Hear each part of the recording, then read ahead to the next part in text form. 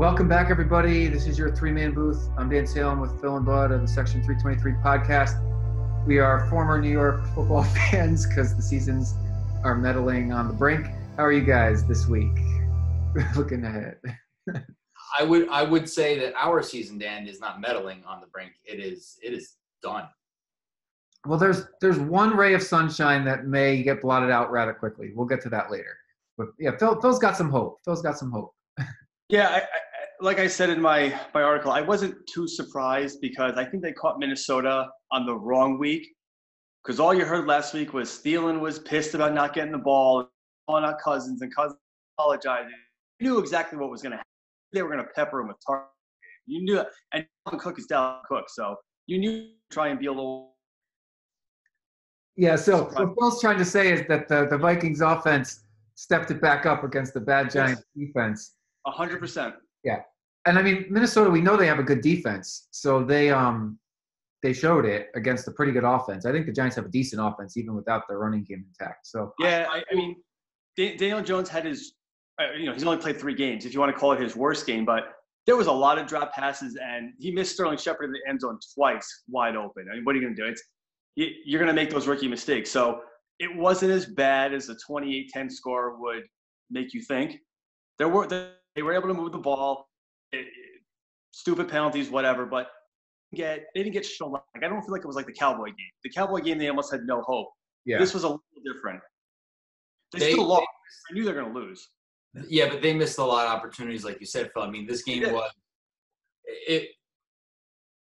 all in all, they were still going to lose because I don't think that they're ready to compete with a team like Minnesota yet. As bad as Minnesota looks at times, but the Giants' offense they missed some opportunities to score some points, and they left a lot of points on the board, and you can't make those mistakes. No. Well, and this season's all about defense, in my opinion. And Minnesota's got a good one, so they should beat a team like the Giants who don't have a good defense. And our theme is exposed, and I think teams with bad defenses got exposed this week. Minnesota held it together because they actually have a pretty good defense. I don't know how good of a team they are. But the Giants have nobody to cover the slot, and you knew that after last week and how everything kind of played out between Cousins and Thielen, you knew Thielen was going to have a game, right? So why are they not scheming to double team him? Diggs essentially at this point in the offense is a non-factor. I'm pulling I can't get my mind around that he just doesn't. He got 2 looks. No, he had 2 looks. He's gone. They should just trade him. They don't use him. I don't even know why he's on the team. Because he's got talent. But, I mean, if you're not going to use him, they are run first, pass second now. I mean, you paid a quarterback $90 million, guaranteed money, to hand the ball off to Dalvin Cook. Yeah, they could have done it. You could have anybody. Oh, yeah. Handing the ball off to Dalvin Cook for cheap. Well, anybody but Luke Falk. Yeah. Well, one of the plays I like that the Giants defense showed up is Dalvin Cook was literally about to step in the end zone until Jabil knocked the ball out of his hand. Unfortunately, it was at the 1-yard line, and everybody in the stadium and everybody in the watching that game knew exactly what was going to happen next. Run, boom, safety. Why did you not check out of that play? And what I did read is that Pat Shurmur has not given Daniel Jones the authority to check out of plays. They have to run the play that's called. So, number one, that's a terrible play call because there was 10 men in the box, and the second they hand the ball off, he was up in the end zone. You're down 2 running backs. I mean, that's just silly. Well, no, I agree with that, but I'm just saying we all knew the ball was going to be a run out of the end zone. Why didn't you just do a quick little fake the run and dump it off to Ingram or something, like just somebody out in the flat, just to even Jones roll out and get a couple of yards. It was a bad play call. Maybe, I agree, because if you weren't on your third string running back, maybe it was a decent play call. But yeah, you're right. Barkley, listen, the moment that ball was snapped, the Viking guys were in the end zone. That play had no chance. I just wanted to point out, at least I felt they were competitive, indicative of what the final score looked like. At least they were making plays. They weren't just getting run over all. Right. And I think it was positive. If we're gonna stick with our exposed theme, Daniel Jones was exposed to be the rookie we know he still is. Like, he's not perfect. Nobody's perfect. Of course. Phil, I'm gonna let that be a segue to you wanting to rip Baker Mayfield apart because he gets so hooked up and he got exposed for the sophomore he is. He's not a grizzled NFL quarterback. He's a sophomore still learning the game, and he looked awful against the 49ers. At this point, it's almost too easy. It really is. We know their problem. Their offensive line sucks. It is awful. Maybe Mayfield's a good quarterback down the line. Maybe he is, maybe he isn't. But right now, I don't think he more than 2 seconds. And Nick in his face. What do you get sacked 4 times? You threw him. Go ahead, your turn. Phil's breaking up.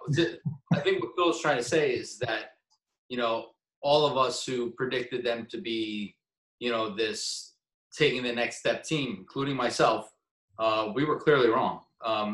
OBJ is a non-factor in their offense. They have no passing game whatsoever. Their running game is good in spurts. Their offensive line is terrible. And their defense, which was they're not a great suit last year, but it certainly seems better than what it is right now. I mean, you go from putting up 40 points against a really good Baltimore team to putting up 3 points against a San Francisco team that we still don't know what San Francisco is. Is San Francisco the real deal and Baltimore is not? Or is this just a team that is just topsy-turvy and we don't know what they are? Well, here's my opinion. I don't think Baltimore's good. I don't think they're great, but I think they're halfway decent. I think San Francisco has an excellent defense. And I think Cleveland's is not nearly what we thought it was going to be. And these teams with great defenses keep spanking teams with bad offensive lines. It's not even funny.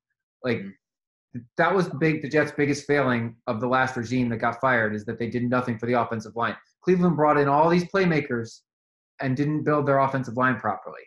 And I think the only reason Tom Brady's so successful is because they managed to continue to have a great offensive line, regardless of who's playing with them. And as much as I hate New England and how much I hate saying this, they're just coached so much better than every team in the league. From top to bottom, like just the little parts of the game are coached so much better than every other team combined. It's ridiculous. Their game scheme is how it always is. They're gonna pass a lot at the beginning of the year, and they're gonna slowly start to transition a running game in week 5, week 6, and before you know it, they're a running team, and then they're just pounding the ball in the playoffs. And you started seeing that with Sonny Michel this week. He finally is part of the offense. He's been not there at all, and now all of a sudden you just see this boom, boom, boom. And you know what it is? When it's warm out, when the weather's warm, they let Tom Brady rip it, and as the weather starts to cool down, they transition away from it and play more traditional cold weather football. And it's just. But everybody knows it. I mean, I see it. Everybody sees it, but they still are able to just carve their way through opposing defenses like it's nothing. No big deal. Well, so who else got exposed this week? I mean, I think the Cowboys and the Chiefs both did, because neither one has a defense. Am I back on? Yeah, you can go. You can try to chime in. I'll cut you off if you cut yourself. All right. I'll give you a sneaky one that got exposed. Chicago. We all thought Chicago was this great defense, and they got run all over in London by the Raiders. By the way. Right. Well, so the Raiders aren't. Yeah. Well, the Bears had a great defense up until this week. I mean, they were so stingy. I think they still do. I just think that Oakland came in with a good game plan, and they were just going to run it, and not give Mac enough time to get to the quarterback, which is what he's been doing. And I mean, he's a beast. Yeah. Well, did we see this on the show last week? So Chicago flew in day of a la the Patriots, or the day before, and didn't. And then the Raiders flew in beginning of the week and spent the whole week in London. I don't know if that affected how they played on the field, but they both had completely opposite approaches to traveling. Very interesting.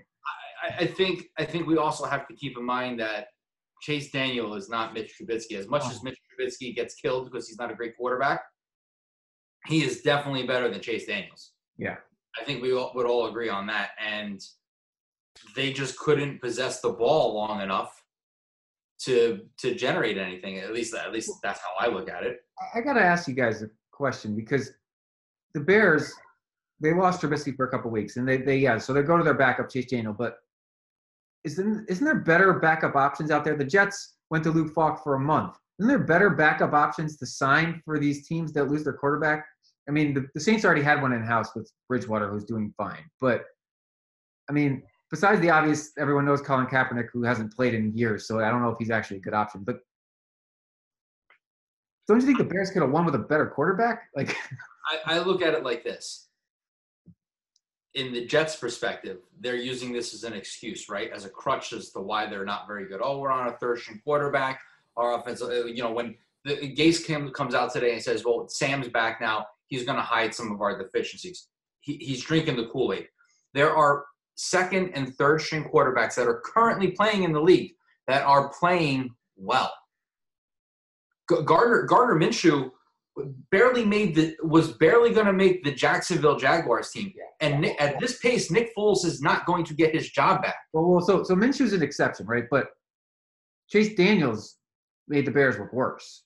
So are they a bad team? I mean, that's Phil. I don't know. Maybe they were exposed. I don't think anyone Trubisky was. Crap. Phil's having a bad day. All right, hold on. All right. Is this a precursor for how the Giants are going to fare against the Patriots? Just a bad day. Thursday Night Football is the worst for some of these teams like the Giants. Well, the Giants are in trouble because they're without Shepard. Barkley's been ruled out. Yeah. No Gallman. And Ingram might be out. And Ingram might be out too on a short week. They are – New England's going to have their way with them because New England's just going to be boom, boom, boom, and that's – Yeah. Ugh. I think it'll be competitive for like a quarter and a half because those Thursday night games are tough to get moving a little bit. Yeah. But once they get moving, you clearly know which is the better team of the two. I'm back. So since you haven't talked in a while, how about the Cowboys? Because they continue to fall down the rabbit hole of mediocrity. I've been telling this to Bud for weeks. The Cowboys, the first 3 weeks, played nobody. All right, they played a terrible Washington team. We all know what they are. They played a terrible Miami team. We know what they are. They played the Eli Manning-led Giants team, which have actually changed in the last 4 weeks. But their defense isn't good. They played nobody in the first 3 weeks, and they did whatever they want. They finally played the Saints. They can't even move the ball, barely score points. Then they play last week, and they got. I don't care what that final score says. They got run out of that building by the Green Bay Packers. Yeah, well, I've been impressed with both the Saints and Packers defense. I don't think the Cowboys have much of a defense to speak of. Now, I'm not saying the Jets are going to do anything to them on Sunday, but the Cowboys are just an average football team. They're going to struggle to stay competitive in that division. Which is what we predicted the Cowboys to be at the beginning of the year. We predicted them to be an 8-8, 7-9 football team. I think, to Phil's point, you played some cupcake games in the beginning, and Green Bay's defense, I'm not sold on Green Bay's defense. The Green Bay's offense does not look like the Green Bay offense of old, but no. Adam Jones just looks – he had a day and looked awesome. It's about time the Packers used Aaron Jones the way they're supposed to use Aaron Jones. They were so enamored with Jamal Williams. It's like what's his name? I can't think of the coach's name right now from the Packers, but it's like they didn't even want to use Aaron Jones. Aaron Jones just showed you what he can do. Well, it'd be nice if they used Williams. He was on my fantasy team, and now he's not because he put up the 0. So. But he shouldn't even be on your fantasy team only because they shouldn't use him as much as they were. I scored 59 points this week. It was a bad week, so I'm not having a good season. I'm not having a good season. And on the flip side, there were five. Like I listened to the Fantasy Focus ESPN thing. There were 5 players that had over 40 points in fantasy this week, and I had one of them on the bench. Will Fuller was sitting there, 47 points on the bench. I faced him. And I lost this week by like 15 points. Oh, that's rough. You and almost everybody else in the fantasy world had Will Fuller on the bench, so you're not alone in that one. Well, I faced him, and he was not on the bench, but we have a deep league. So right. So also, I'm gonna circle this back around to the Chiefs who got exposed because I've been hammering them for their bad defense since last year. And I think the Lions. I think the Lions showed the league the blueprint on how to beat the Chiefs. Yeah. You run the ball, and then you run the ball again. That's exactly what the Colts did, and it proved to work. Well, and I've liked Indianapolis, but their defense is pretty good to slow that team down too. I mean, well, Mahomes got hurt too. He rolled his ankle, right? Yeah.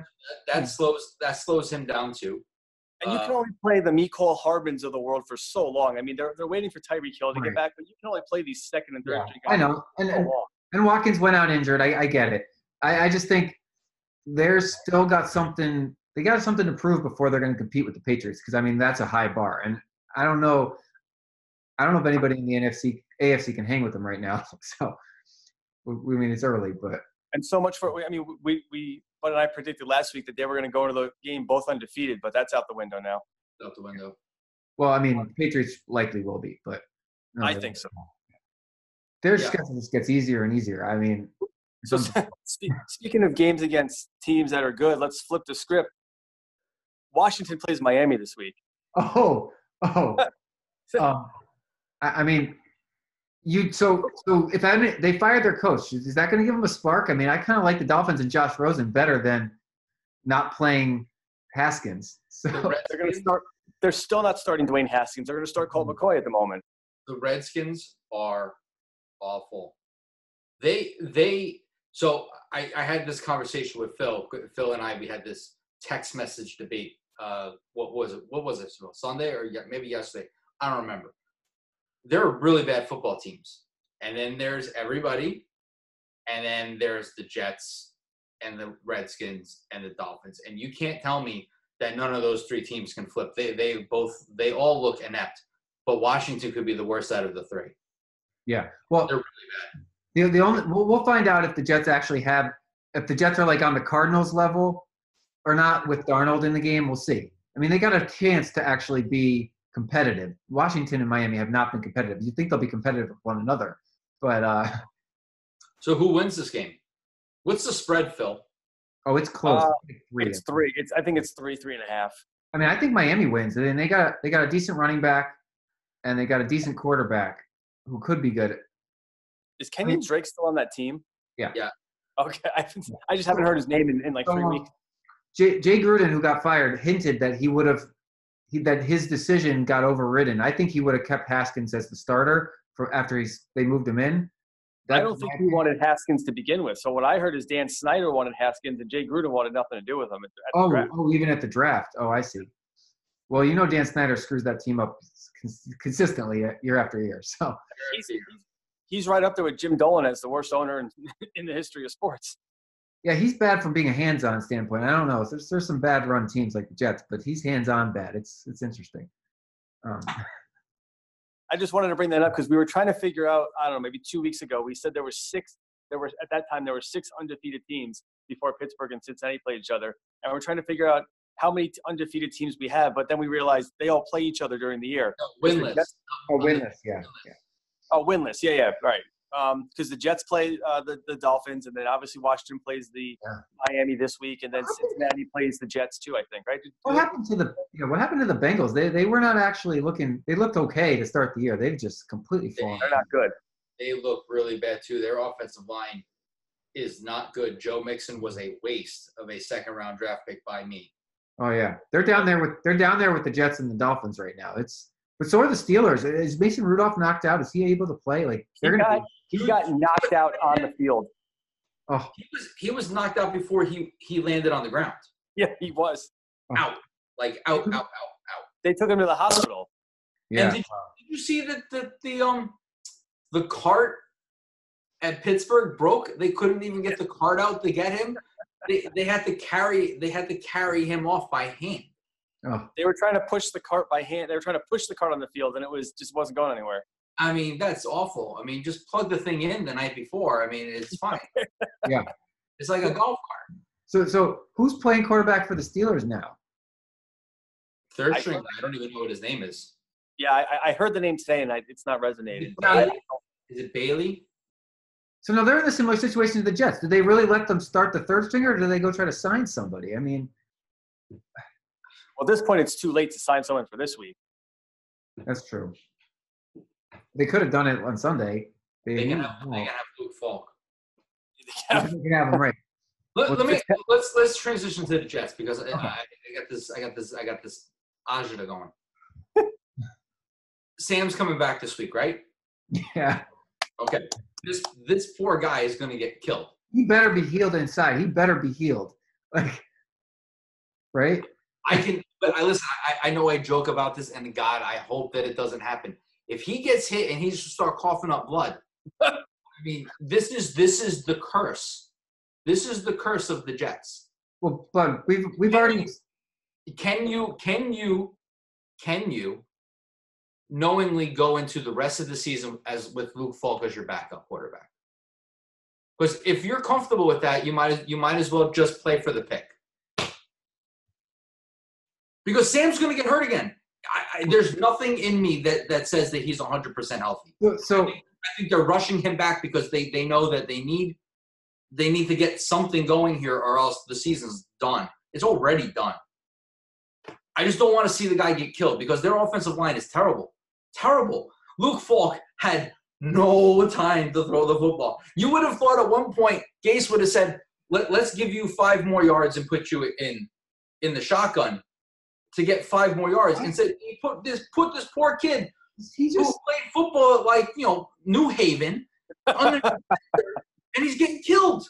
So question, do they just not have shotgun in their like offense at all? I'm not familiar enough at this point because we haven't seen anything beyond hand the ball to Le'Veon Bell, throw to Le'Veon Bell on the flat.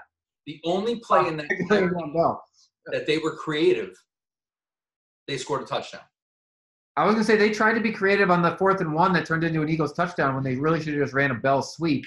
I stopped watching closely after that because that was pathetic. The one guy, I don't even know who it is because it doesn't even matter, literally just took the ball out of Falk's hand and then ran it for a touchdown. It was almost like Falk handed the ball off to him and then ran for a touchdown. Well, the first 9 plays all went to Le'Veon Bell, and I'm like, this is just stupid. Like, Luke Falk is not that ignorant. Like, he should be able to do a play action or something. I mean, I don't know what – Adam Gase is protecting something. I'm not sure what, but, like, I've seen his offense be more dynamic than this in Miami. I'm not sure what's going on here with the Jets. There's no screen plays. None. 0. Everything is a run to the left side or the right side off tackle.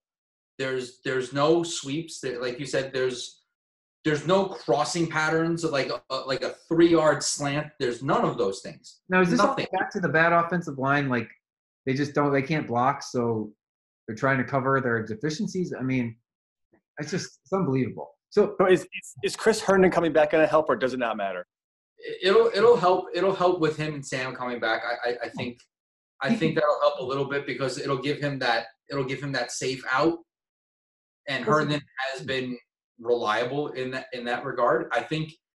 I'm hoping at least that with Sam coming back and Herndon coming back and Demaryius Thomas now healthy and Crowder playing in the position that he needs to be, you'll start to see more of a rounded offense. I just hope that he doesn't hand the ball off to Bell. I mean, Bell touched the ball 22 times. Yeah.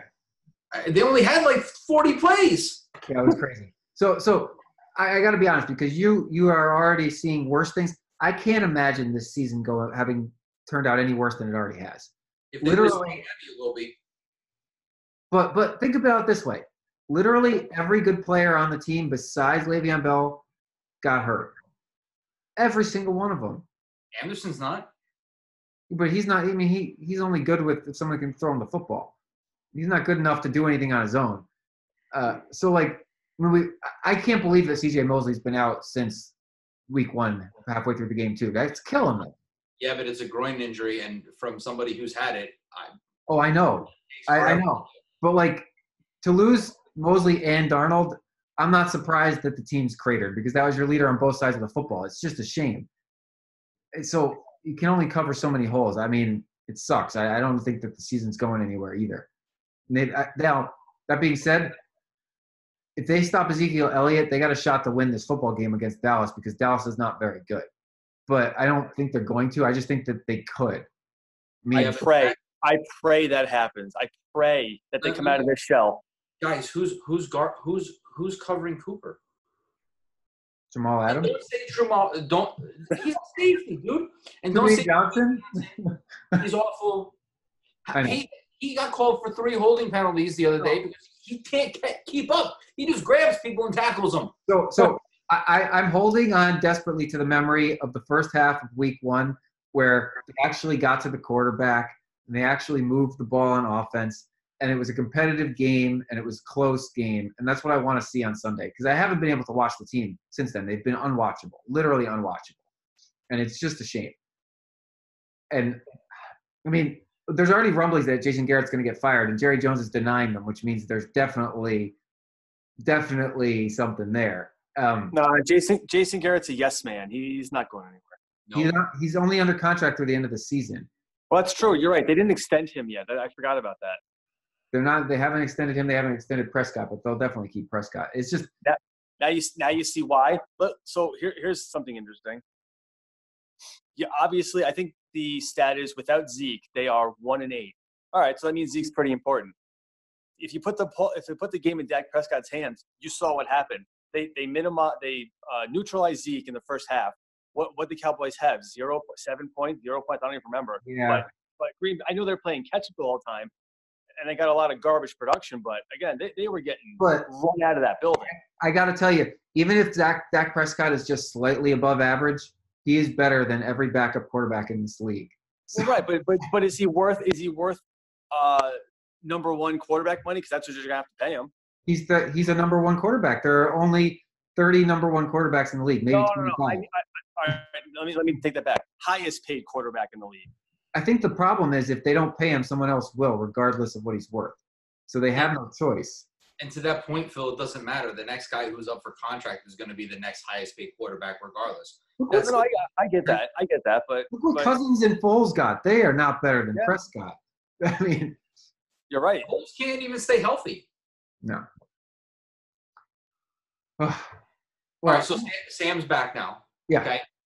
Now we're starting to put the pieces back together. This team is still completely a dumpster fire. How long do they give Gase? Well, because in my article I said, like, if this continues to go, like, eventually you're going to have to look at this as saying this was a bad decision. Here's the thing: if they're winless coming into their game with Miami, and they don't beat the Dolphins, I think he's out. He's done. He's done. But they got a shot against the Cowboys here. They are going to lose to the Patriots, obviously. The rest of their schedule after the Patriots game is mediocre at best. It's not a lot of hard teams. They should look decent, even if they don't win a lot. I mean, maybe they only get 3 wins this season, but they got to get a few wins. If they don't, he's done. Right? Phil continues to laugh at me because he sees the misery in me. They promised us more, Dan. They won 3 games last year. They won 5 games the year before. They won 5 games the year before. That's what I'm saying to you. We haven't had our quarterback, like we had, what was it, Darnold? We haven't had a complete team yet this season for more than a half of football. So I don't even know what this team is, but if Gase can't do something with what's left of salvaging, he should be done and we'll bring someone else in to run this new ship. Like, I'm okay with dumping the coach. I like the talented pieces we have, but we need to fix the offensive line. And we need to shed some dead weight. Like, we don't need names at positions like Jermaine Johnson. Like, I don't think Joe Douglas, is that? Yeah, Joe Douglas. He's not going to build a team like that. He's going to build the unheralded player teams, but he hasn't even had an offseason to work with. They brought him in after the draft, which was the dumbest thing you could possibly do. So, but it took Adam Gase, the draft, to get Matt Cagnon out of there. So if that's the biggest thing he's done for this team is kicked out McCagnon and he gets fired after the fact, I mean, good. We needed him to go because McCagnon has proven himself worse and worse as I look at it. I wrote an article in January how he should keep his job, and he did a great job, and I regret writing it. I mean, his best draft pick is Adams by far. Well, he nailed his first round picks, but that's not saying a lot. So Leonard Williams has done nothing, dude. Nothing. And he's in a contract year. You would expect him to be playing for a contract. Well, he's not playing for anything. I mean, he's not flashy, but I think that he is an excellent player on your defense. He's not the leader. He's not the star. But, like, he's excellent if you have some stars around him. But he's never had it. So I don't know. I'm not sure he's worth paying big money. I don't disagree with you. But he's a solid player. It's not like a flame out or a bust. He's going to play another 5-6 years. That's a 10-year career from a first-round pick. They need offensive line and they need defensive end help so badly. Yeah. And they need cornerback play. And going into this year, we knew that the cornerback play was going to be their weakness on this team, right? Well, it was going to be the offensive line and everything else. So I'm trying to pull up the line here for that game. The Jets. It's like 11. It's 11 or 12, I think. Yeah, I was curious to see what it changed to. This I mean, has last week's line. That's not working. I forget where they're playing, but it's like 11 or 12. I don't know what the. They have the 4:15 game on Sunday. If anybody wants to go, tickets are cheap. Oh, why don't you go? Airplane ticket. Because I'm going to the game with you, knucklehead, and I can't afford 2 games. So one last team got exposed, in my opinion, last week. That's the LA Chargers. I actually thought that they came into the year looking pretty good. They started the season pretty good. But oh, my God, if they look bad the last 2 weeks. Like, awful. And Melvin Gordon coming back hasn't done a damn thing for them. Like, no wonder he wants to leave. Let him – he should. Like, what the heck's going on there? They actually look worse than Melvin Gordon. And Eckler got more touches this week than Melvin Gordon did. But it was all in the passing game. Yeah. Oh. I mean – this is like a top-heavy and a bottom-heavy league, and then the middle's not very good. So, I mean, we're headed toward Patriots, Chiefs, and Saints, Packers. I don't see much changing that unless there's an injury. So. I don't know. Don't sleep on the Seahawks. Oh, that's true. The Seahawks look pretty damn good. I mean, I want them to beat another good team or two before I'm really ready to believe in them. This will be a good test because they got to play the 49ers. Yeah. This will be a good test. I know I broke up earlier, but I had the biggest smile on my face last night watching the Browns just get absolutely destroyed. I love it. I can't get enough of it. I hope it happens every week. I can't get enough of it. Well, the ESPN's trying to turn them into the villain already after like just a couple, like after one bad game. So they're flipping on them pretty quick. It's pretty funny. You mean the same ESPN that had them having planning a parade for the Super Bowl in February? That ESPN? Yeah. All right. They just ride the wave of emotion. That's a clearly. I like that's why I like to read the headlines, but I never click an article because I already know what I'm going to get by the headline. It's a shame. You got to come to BuzzChomp for some real, true perspective and like an actual opinion. Yeah, not groupthink. Not a bunch of groupthink. I write articles that have curse words in it. You can't get that on ESPN. Fuck shit down. They have editors. We don't. Hey, I just have a very open mind. God bless you, because I don't. Yes. Well. Yeah. So I don't know how much time. What are we looking at for the clock here? 30 seconds. You got one more point to make. All right. My point on Thursday is don't expect much out of New York. They got a skeleton crew. No Barkley. Maybe no Ingram. Do the game. Get your 10 days. Let's get Barkley back for Arizona. Done. It's another primetime clunker. It's unfortunately it's going to be injury wise. If they were healthy, I think it'd be a little more competitive. But I'm not looking at whatever. Yeah. We'll see how this week goes. We're almost halfway through the season. All right. See. Thanks for watching BuzzChomp. Subscribe and share. Subscribe and share. Subscribe and share. Share. Woo.